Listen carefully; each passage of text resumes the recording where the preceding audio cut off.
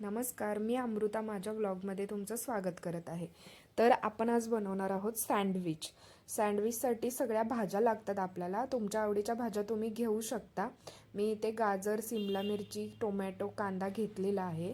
तर असं जेव्हा आपण गोल गोल करून घालतो ना, माझी मुलं खात नाहीत म्हणून मी छोटे छोटे पीसेसमध्ये कट करते सगळ्या भाज्या आणि त्या सगळ्या एकत्र करून मग तसं सँडविचमध्ये घालते.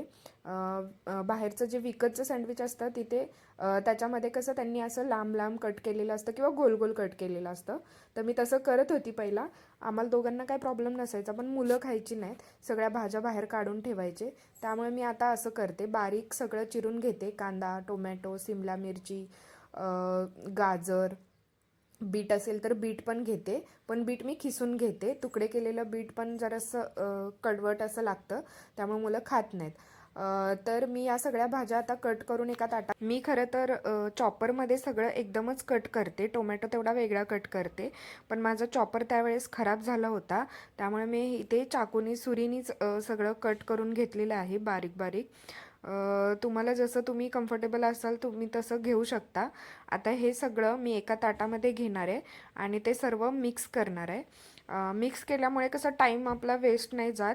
पटपट लगेचच ते मिक्स केलेलं सगळं मिश्रण आपण ब्रेडवर स्प्रेड करायचं. ही आहे हिरवी चटणी. ह्याचा एक वेगळा व्हिडिओ मी करून टाकणार आहे, तो तुम्ही नक्की बघा. खूप छान होते ही चटणी. आंबट, तिखट, गोड असं मस्तच लागते. तर हा माझा लहान मुलगा श्रेयान त्याला खूप आवडतं व्हिडिओमध्ये यायला.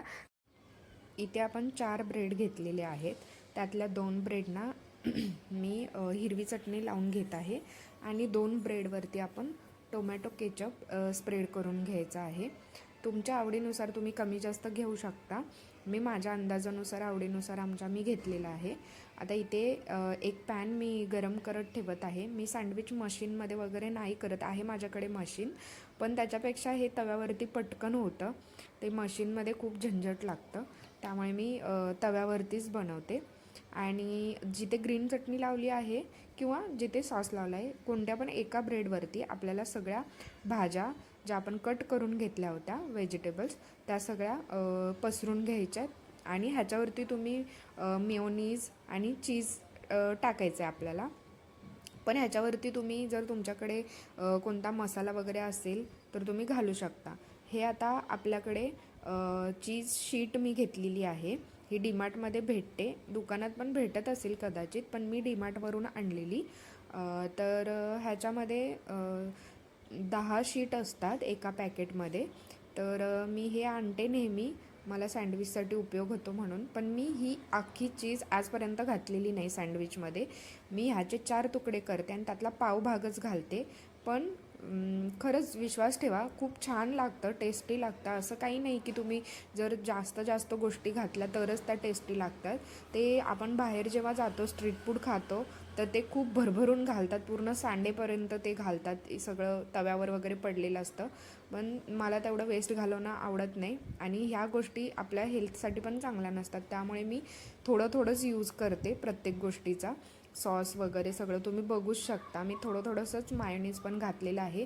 पण बिलीव मी, टेस्टी लागतंच. हे तुम्ही करून बघा, खूप छान लागतं. आणि मी तो मसाला बोलत होती ना, तर तुमच्याकडे काय स्प्रिंकल करायसाठी असेल तर तुम्ही चाट मसाला म्हणा किंवा काय, त्यांनी पण टेस्ट छान येते. किंवा त्याला काहीतरी बोलतात, मला ते आता आठवत नाही आहे. जर मला आठवलं तर मी नक्की सांगेन. तर ते पण तुम्ही स्प्रेड करू शकता त्याच्यावरती, भाज्यांना मग टेस्ट येते. म्हणजे गार्लिक पावडर म्हणा किंवा काय असेल तर, किंवा चिली फ्लेक्ससुद्धा आपण घालू शकतो. आता ह्या ब्रेडना आपण दोन्ही साईडने क्रिस्पी ब्राऊन कलर येईपर्यंत परतून घ्यायचं आहे, आपल्याला भाजून घ्यायचं आहे.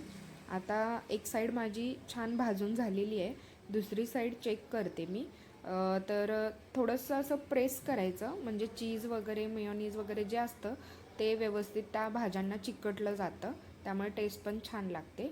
तर इथे आपलं सँडविच रेडी झालेलं आहे. तुम्हाला जर हवं असेल तर तुम्ही कोणत्याही आकारामध्ये त्याला कट करू शकता.